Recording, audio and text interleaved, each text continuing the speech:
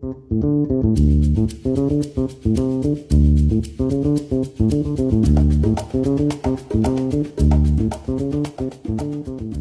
hola, bienvenidos a nuestro podcast Voces Invisibles. Estás escuchando aquí a ti, A Valerie, Ana Plasencia, Stephanie Martínez. Este es tu espacio donde platicamos de todo lo que nos mueve, nos preocupa y también lo que muchas veces no se dice en voz alta. Hoy vamos a hablar de un tema muy delicado pero necesario: el acoso escolar hacia estudiantes con discapacidad. y es verdad que es un tema que nos hizo reflexionar un buen cuando empezamos a investigar. Así que si nos estás escuchando, quédate, porque esto nos toca a todos y todas, aunque no siempre lo notemos. A ver, ¿pero qué está pasando? Primero lo primero. ¿Sabías que en Tlaxcala el 23.3% de las víctimas de acoso escolar tienen alguna discapacidad? ¿En serio, Kenty? Eso es casi 1 de cada 4 personas. Lo leí en la Jornada de Oriente y me impactó muchísimo. O sea, ¿cómo es posible que justo los estudiantes que más apoyo necesitan sean los que más sufren? Sí, y esto no es solo algo que pase solamente en primaria o en prepa, ¿eh? Según la página México UNORG, esta situación se repite en todos los niveles de la educación, pero se vuelve más fuerte entre los 13 y 15 años. O sea, justo en esa etapa rara donde dejas de ser niño, pero aún no te sientes adolescente. Y tienes razón, o sea, esa edad en la que todo es raro. Y encima, si tienes una discapacidad, la cosa puede volverse muchísimo más complicado. Y siguiendo con el tema, ¿te puedo decir algunas consecuencias reales? A ver, dime. Y pues es que no es solo un, ay, pobrecito, lo molestaron. No, el acoso puede dejar heridas muy graves. O sea, hay casos donde los niños o jóvenes que lo sufren acaban sintiéndose completamente aislados. Sí, de hecho, bueno, en la página que investigamos del Diario Crítico dice que estas personas pueden tener baja autoestima, ansiedad, depresión y hasta ideación suicida. Y es algo que como comunidad estudiantil no podemos seguir ignorando, pues. ¿Y sabes qué es lo que más duele, Kenty? O sea, que muchas veces quienes hacen eso, quienes acosan, ni siquiera entienden el daño que están haciendo. Sí, porque, bueno, en lo personal yo he notado que normalizamos las burlas, que si el compañero camina raro o que si no entiende, que si es diferente. Pero ese tipo de comentarios pueden destruir a alguien por dentro. A ver, Valeria, pero platícales quiénes son los más afectados. Pues empezando por hablando del ser diferentes, los tipos de discapacidad que más sufren acoso, según por esto, que es una página, son los motrices y los que tienen el trastorno del espectro autista TEA y los que cuentan con TDAH. Y con lo poco que se habla de eso en las escuelas, muchas veces ni los profes saben cómo tratar a un alumno con esas condiciones. Entonces dejan solos a estas personas y los demás alumnos no saben cómo incluirlos, ¿sabes? O peor que en ti, o sea, los usan como blanco fácil, para burlas o para sentirse superiores. O sea, eso es súper cruel.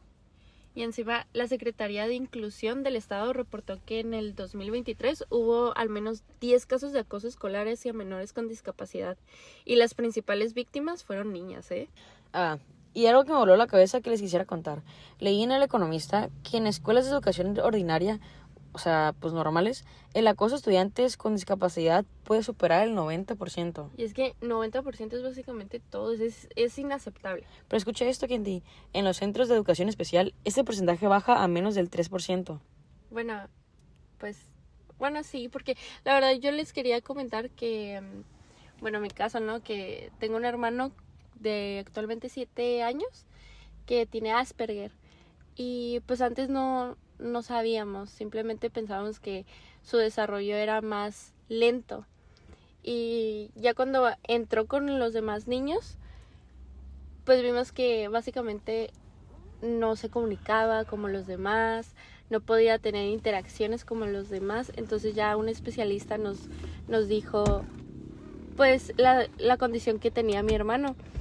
Y lo llevamos a una escuela que estaba apta para esto, para ellos. Entonces vimos un progreso demasiado grande en él. Empezó a hablar mejor, y ahorita pues ya hasta aprendió inglés, español y ahorita ya está en otro idioma. Básicamente le encantaron los idiomas y interactúa muy bien con los niños y se le dificulta bastante, pero lo hace perfectamente. Y pues eso nos dice que el problema no es la discapacidad, el problema es la falta de inclusión real en las escuelas pues normales, entre comillas. Totalmente, porque pues incluir no es solo dejar que entren, o sea, es asegurarte de que se sientan seguros, o sea, se sientan respetados y se sientan parte del grupo. A ver, pero el punto de esto, ¿qué podemos hacer o cómo podemos llevar este tema?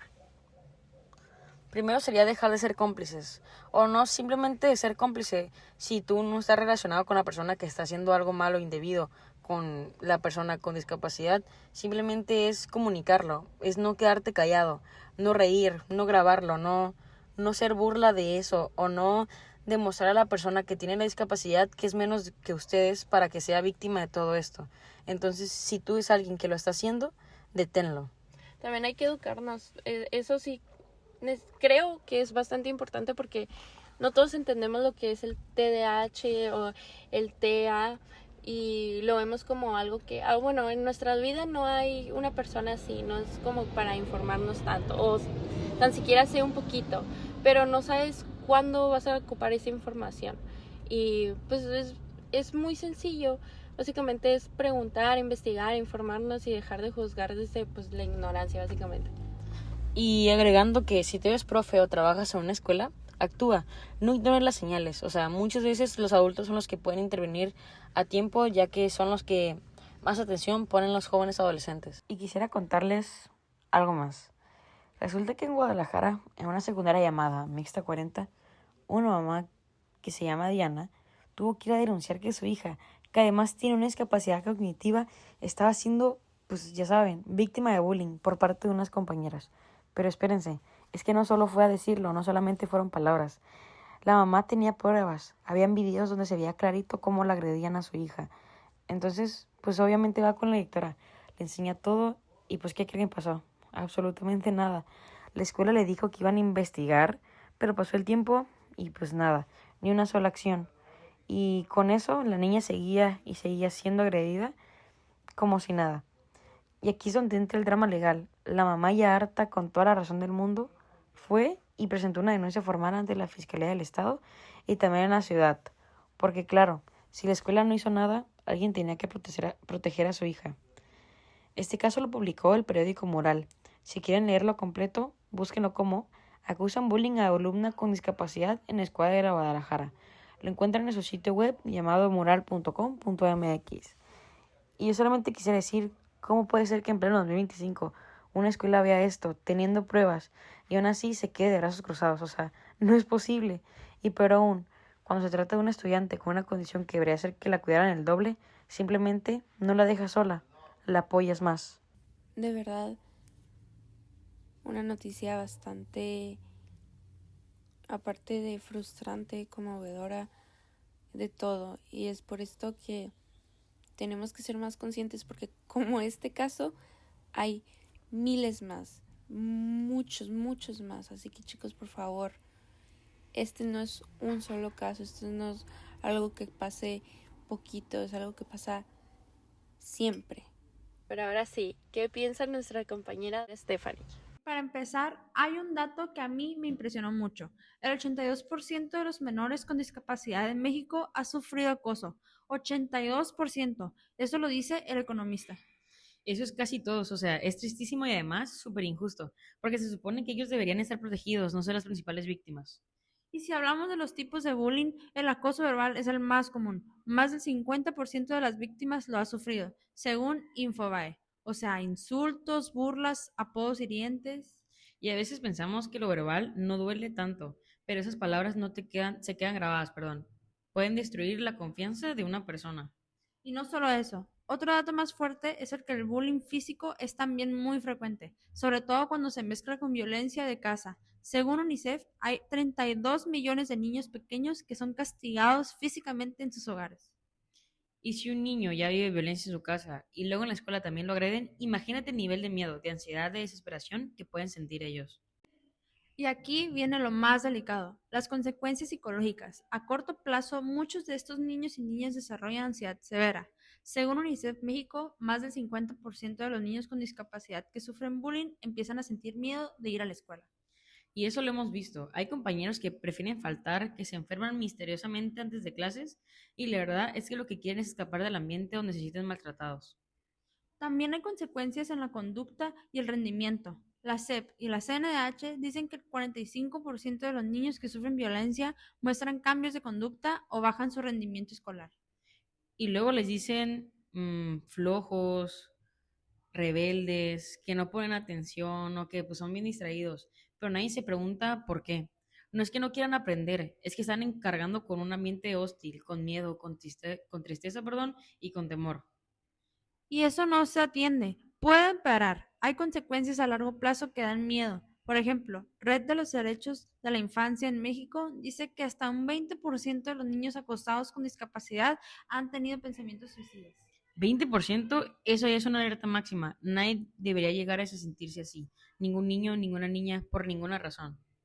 Y otro efecto es que se arrastra durante años es el baja autoestima. Según Save the Children México, más del 40% de los niños acosados con discapacidad tienen una baja valoración de sí mismos a largo plazo.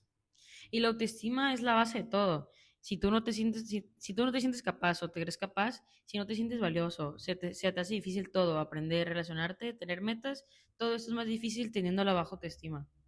Bueno, chicos, después de todo lo que platicamos hoy, me quedo pensando mucho en lo que significa realmente la palabra inclusión. Porque, a ver, la escuchamos todo el tiempo en carteles, discursos, campañas, revistas, etcétera, en Facebook, en Twitter, pero cuando ves que en las escuelas ordinarias el 90%, como lo mencionaron mis compañeras, el 90% de los alumnos con discapacidad sufren acoso, te das cuenta que no es real. O sea, la inclusión no está pasando, no como debería.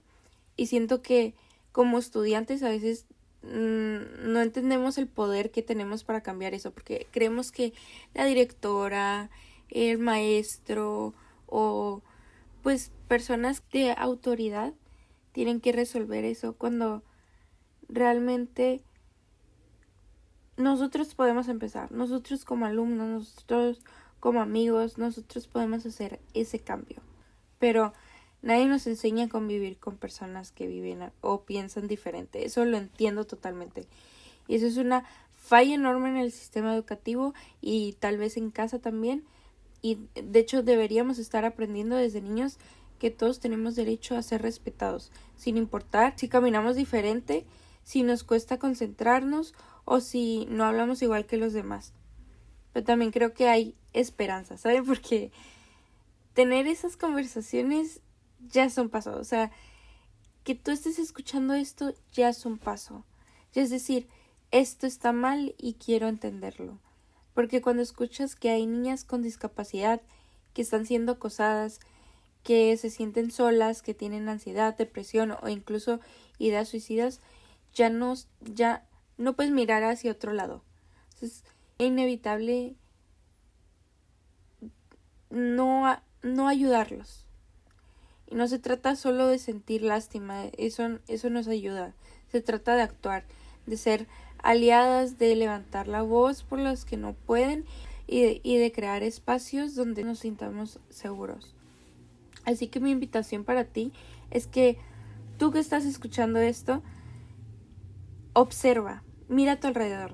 Hay alguien que siempre está solo, hay alguien que no participa porque le da miedo hablar, alguien que todos molestan porque es diferente. O sea, ese compañero que se sienta en la esquina o tal vez al lado de ti y le dicen que es rarito y eso.